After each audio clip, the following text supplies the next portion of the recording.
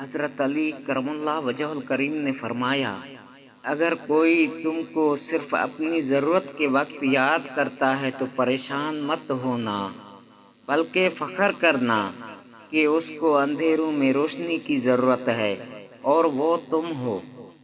جو شخص تمہارا غصہ برداشت کر لے اور ثابت قدم رہے تو وہ تمہارا سچا دوست ہے۔ قول حضرت علی کرم اللہ وجہ الکریم۔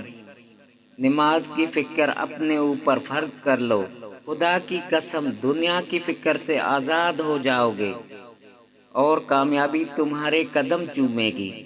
کسی انسان کی خوبی کو پہچانو اور اسے بیان کرو، لیکن اگر کسی کی خامی مل جائے تو یہاں تمہاری خوبی کا امتحان ہے۔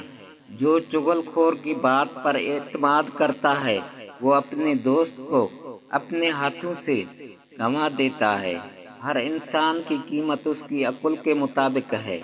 انسان کی فضیلت کا عنوان عقل اور اس کا حسن اخلاق ہے۔ انسان کی دو فضیلتیں ہیں، عقل اور زبان۔ عقل سے فائدہ حاصل کرنا اور زبان سے فائدہ پہنچانا ہے۔ اگر جاہل خاموش رہے تو لوگوں میں اختلاف نہ ہوتا۔ جو شخص نیکی کرنے سے بخل کرتا ہے وہ عقل مند نہیں ہے۔ جاہل کے سامنے عقل کی بات مت کرو، پہلے وہ بحث کرے گا، پھر اپنی ہار دیکھ کر دشمن ہو جائے گا۔